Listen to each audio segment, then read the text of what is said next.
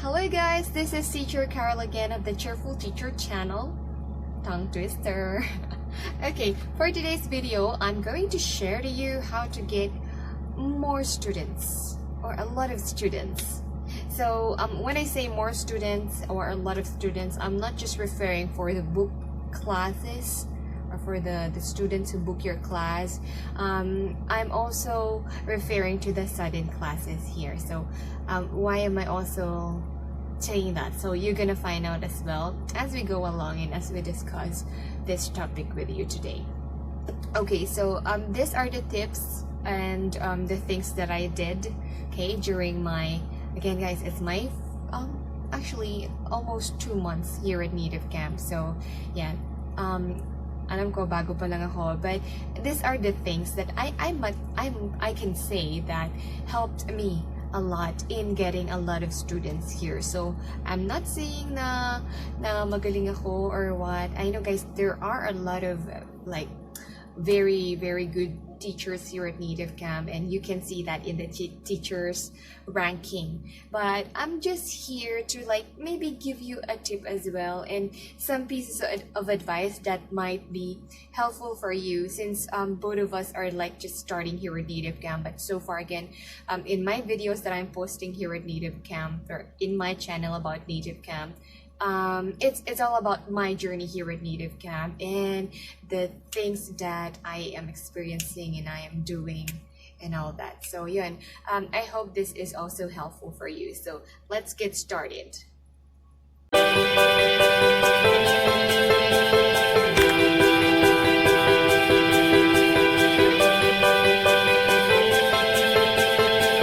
Okay, number one, open a lot of slots or open your slots. So yun yung pinakaunang-una kailangan natin gawin para magkaroon ng students. Because kung hindi naka-open yung slot mo, wala silang ibubook or hindi nila makikita na later magsa-sudden class ka.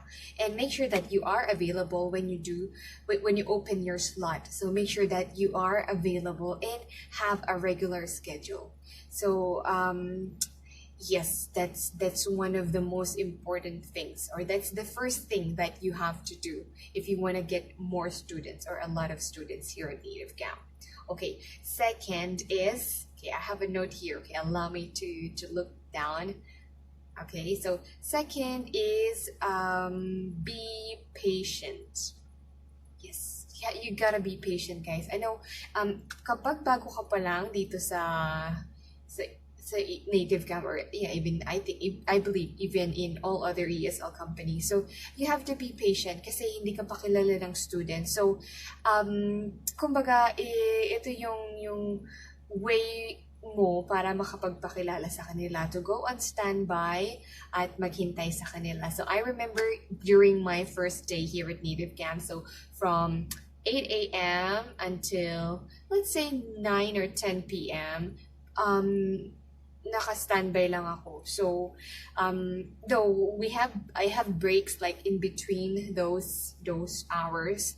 So nakatatlong student lang ako nung araw na yun. But I'm so happy na kasi at least na-experience ko na kung paano ba mag-conduct ng class dito sa Native Camp. At alam ko yung kaba nung nag-iintay ka. I know the feeling, guys. So if you are a newbie here, so it's normal to be nervous as well. But whenever you are online na, you are on standby and you feel like you are so nervous and you want to log out, don't do that, guys. So just magstay ka lang doon kasi hanggat hindi mo na-experience na magkaroon ng student, hindi talaga mawawala yung kaba mo. And don't be afraid about the free talking topic. So just think that you are just talking to your friends. So most of the students, guys, they really just want to talk to a foreigner because they really want to practice their speaking skills. So yun. And also study the lesson flow. You have to study the lesson flow.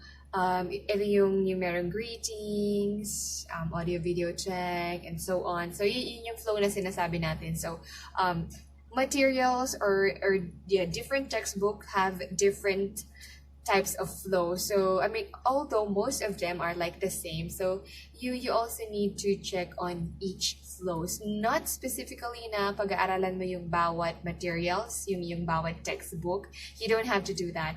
What you just have to do is to like study the flow of the lesson. So example for grammar. So what is the flow for the grammar? So it's gonna be greetings, audio video check, short introduction, and about yourself, and then also ano nga yung next, confirm lesson type, and then lesson proper, and then after that review, and then wrap up, feedback, yung mga ganun. So every lesson have different kind of flow, so you have to just study the lesson. And yun, I remember during my like first week or until third week, I did not request for like additional batch yet. Alam niyo kung bakit? So I tried to study each lesson material first, like I mean, because during my first week and second week, wala naman akong problema sa students. Although medyo may pagitan talaga yung paghihintay ng student, even sudden classes. And even nagkaroon naman din ako ng book classes during my first week. So I did not request for additional batch yet. Alam niyo kung bakit? It's hard to like have a lot of materials and you are not ready to teach it.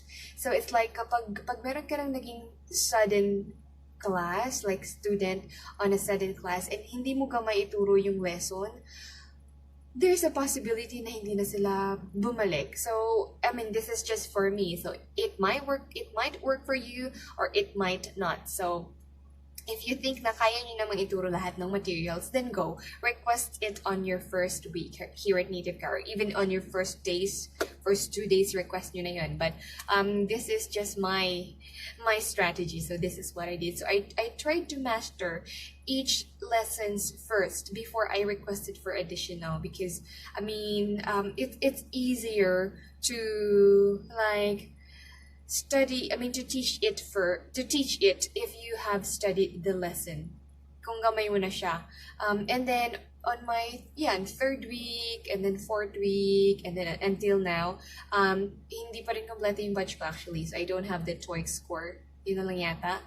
But the rest, unti-unti ko siyang ni-request na ma-add sa batch ko. Kasi it's like what I'm doing is like every 2 days or every like week, I'm requesting for additional two badges added to my account. And once na-encounter ko na yung student na yun yung material na pinili niya, so at least hindi ako ngarag na ay, ibang lesson to, tapos next student, ibang lesson na naman, hindi ko naman siya gamay. So yun lang yung strategy na ginawa ko. So you have to also make sure na alam mo kung paano ituturo yung bawat lesson para satisfied din si student kung sakaling sudden class siya. So at least there's a high possibility na maging regular student mo siya, even in sudden classes only. So even sudden classes lang sila, guys, consider them as your regular student. So there. Okay, next, always do sudden classes. So if you don't have book classes, okay lang, sudden classes, class pa rin yan. I mean, I'm seeing top tutors as well, and I'm checking their profile. Hindi naman sila more into bookings, so they are also doing a lot of sudden classes. So when we say how to get more students or how to get a lot of students, so we are including the sudden classes.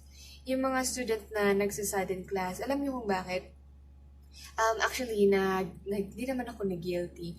Parang I feel sorry, or basta I can explain the feeling nung time na yun. I have a sudden class, and it's a free talking topic. So, yan, nagkukwentuhan kami. But at the same time, guys, so hindi lang siya basta kwentuhan. So, in between, I'm correcting the students with the grammar as well. So, ang sabi niya, I cannot do book classes. I'm still a student, so I cannot afford to do book classes. So, parang ako is, oo nga. So, a lot of us probably is thinking na when we say more students, or how to get a lot of students, we are referring to the book classes, but not knowing that we should also give importance to those sudden classes, because not everyone can afford to book a class with us. So there's this another student, and he told me about how the booking system is done, or ano ba yung cost sa kanila pag nag-book sila ng class. So imagine, he said it depends on the tutor as well. So kapag native, mas mahal. Kapag like Filipino or other nationality, hindi siya ganun kamahal. But still, they cannot afford it. Like every lessons, magbubook sila. So, and especially if they are like, the other one that I encountered, college student pa lang siya. So sabi niya, teacher, I've been trying to like do a sudden class with you. However, kapag naka-online ka na, in English naman yan sinabi, of course. So, kapag naka-online ka na, nauunahan ako. So, ganun din. Sa end nila, guys, kung tayo is parang hindi naman siya nag-uunahan. Parang gusto natin makakuha ng mga student. On their end, ganun din pala. Nag-uunahan din pala sila na makuha yung teacher na nilagay nila dun sa favorite list nila. So, actually, apat sila na nagsabi sa akin nun. Sabi na, teacher, alam mo ba, kapag yung schedule mo is at 1 p.m. nakalagay, nag-aabang ako ng 1 p.m. pero bigla mong i-turn off yung schedule mo. Parang nag-guilty naman ako kasi minsan may kailangan akong gawin. So sabi nila, biglang wala na naman yung schedule mo. So I'm waiting for you to go online as well para makapag-sudden class. Kasi nga, hindi din namin afford na magkaroon ng booked class kasi it's so expensive on their part. So on top of the monthly fee na binabayaran nila sa native camp, magbabayad pa sila ng additional kapag book class. So, ayun, hindi naman sa parang nag-guilty lang ako, na-move lang ako na, hindi pala siya ganun lang. Hindi pala siya, pag sinabi natin book class, ayan, okay. Siyempre, I mean, let's be honest na gusto talaga natin yung book classes kasi malaki talaga yung, kita niya compared dun sa sudden classes. But, we also have to think about those students pala. So, and this other student told me, baka nga pag popular ka na din, teacher, mahirapan na kami magkaroon ng sudden classes with you. Pero sa sarili ko, I might have like a lot of booking classes in the future, but I think I will still do sudden classes. After hearing that, di naman siya comment. Ano ba yun? After hearing that from the students. So, yun na lang.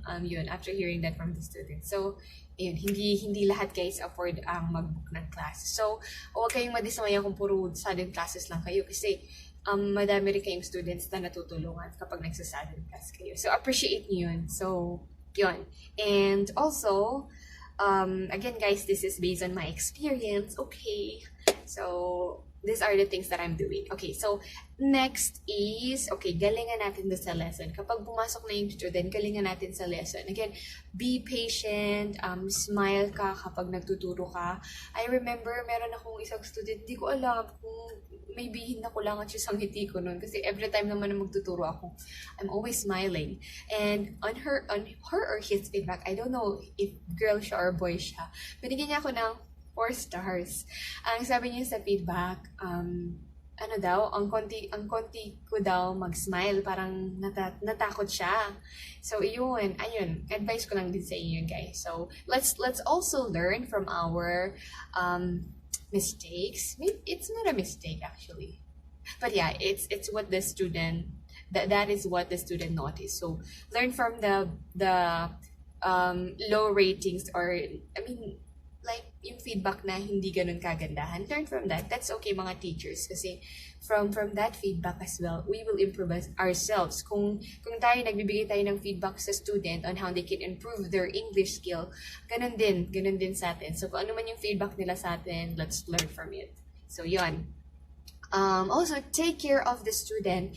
Make them feel comfortable during the class. So Japanese people are shy. Yeah, I noticed that talaga. They are really shy. So it's like sometimes then even you are studying na the lesson, they will hesitate to like talk, and they will hesitate to tell their sentences because they are thinking it's not correct. They don't have the confidence. So you have to make them feel comfortable na it's okay. Sometimes I'm even telling them, you know what, I'm still committing mistake as well sometimes, but that's okay because that is where we are learning. And I want you to be comfortable as well, like sharing your knowledge with me, and I'm always here to guide you and to correct you every step of the way. So yun yung mga sinasabi sa kanila to make them feel comfortable as well. And I remember my student, like, again, she's not, I think nakwento ko na to sa previous vlogs ko, she's not turning on her video or her camera like on our first, second, and third meeting, but after a few days, so she opened it na. So, and she even told me thank you daw kasi pinagtsatsagaan ko yung poor English niya. So yun, na-appreciate nila yun, guys. I mean, tao din sila. So don't be like ano ba yun? Huwag tayo maging parang robot. So tao din sila. They feel what we feel, and they can sense what we can sense as well. So yun. And okay, next step, give compliment. Yeah, let them know that they are doing great. For example, they pronounce the R and L correctly, the really and the rarely. So let them know that they are doing a good job. Because alam nyo, whenever you do that, I notice whenever I'm saying, wow, that's perfect. Okay, I love how you pronounce that word. So they are smiling. They are smiling because it's like it boosts their confidence, maybe. So, yun. I mean, even us naman, di ba, kapag Monday na, ayan, check na natin yung mga ratings natin. So, we are happy whenever we are seeing like good comments from the students, right? So, the same as them. So, ganun din sila. Gusto rin nilang nakaka-receive ng good comments. So, even, especially if they are just like starting to learn the English language, yung mga beginner, boost their confidence because, you will be part of their journey as well in learning the English language. So yun. Also, be friend with them. Yeah, so if, di ba, sa chat box site, so dun mo makikita kung ilang beses na nagkaroon ng class yung students sa'yo. So if nakita mo na meron ng 1 or 2 times na nakapag-conduct siya ng class sa'yo, so be, like, welcome them back. Ganon. Parang, hi, welcome back. Thank you for coming again to my class. How are you? I'll try to do casual conversation with them. And yun. And also provide like their strength, let them know about their strength and then their weakness as well. So do the sandwich method, like the feedback about what they did or how they performed during the lesson. So this is on the latter part of the discussion. So their strength and then weakness and then strength again. So like sandwich method nga kung tawagin according to our video tutorial. So yun, you did great today. I love how you answered the activities correctly and you even constructed like good sentences. I love all of those. It's just that I want you to practice on your pronunciation with a sound, or you can also say it's just that there are some words that we need to improve on, or there are some part of the sentence wherein you have to use the correct words, but overall you did a very good job. So I can see the improvement, I mean, compared to our last discussion. So I love that. And also let them know that you want to see them again. Yeah, okay, next time I'd love to see more improvement about what you did today. So I know you can be better than this. I know you can do more, and you have the potential to be a very good English speaker. So ganun guys. But ano din, ibagay nyo din talaga sa student. So just be honest. So these words that I'm saying, or these words that I'm telling you, are the words that I am using whenever I'm doing online classes. So yun. And also again, yeah, give importance as well. Again guys, dun sa mga nagsasudden classes sa atin. I know parang, especially kapag medyo siguro matagal ka na, yung tipong mga 104 na yung rate ng book class mo, it's like medyo tatamarin ka na magkaroon ng sudden class. But I don't know if you have heard of that already from your students. I was like really moved after he told me that. Sabi niya, hindi ko po kasi afford na magkaroon ng book class kasi student pa lang po ako. And the other one naman, the other three, sabi nila, I was really waiting for you to do a sudden class, kaya lang every time nauunahan ako. So every time I will try to enter your room, meron nang nauna. So yun, I was just like, wala, na-touch lang din ako sa kanila. And also, they know how to appreciate teachers din as well. So they know who the teachers that they are going to run to when it comes to, like, let's say, grammar, pronunciation. I mean, it doesn't mean that hindi ka magaling dun sa isang area, hindi na babalik sa students. So there are a lot of lessons here at Native Camp na pwede mong i-apply talaga yung, kumbaga, yung kung saan ka nag-excel. So yun. Again guys, these are just based on my experience here at Native Camp. So ito yung mga things na ginagawa ko. So if you will look at my profile, actually, hindi ganun kadami yung book class ko, but I am doing a lot of sudden classes after really hearing that from the student. So I said, yeah, I will do a lot of online classes. And also, ito na yung pinakahuli ko na ginawa, yung pagpapaganda ng profile, pag-upload ng mga pictures, and also changing the introduction video. Guys, yung introduction video, alam ko, sa una, di ba, bibigay lang sa atin yung script. Even though actually I changed the introduction script na binigay sa akin during my application, akala ko okay na yun, pero hindi guys. So I'm gonna show you as well my previous video. Don't laugh, okay? So this is my previous video. I'm sharing this, guys, hindi tayo madawat sa information. So I want you as well to get a lot of students, even it's just sudden class that's still students. So ito yung previous video ko. Hi there! It's not an accident that you are here. I know you're looking for someone who can bring out the best in you. My name is Carol and welcome to Native Camp. Let's make learning English fun and exciting, and I'd love to share my knowledge with you. And I can pray to see you in my class. Yan, okay. And then, yung latest video ko is yung in-upload ko na. So, check nyo na lang yun, guys. Okay?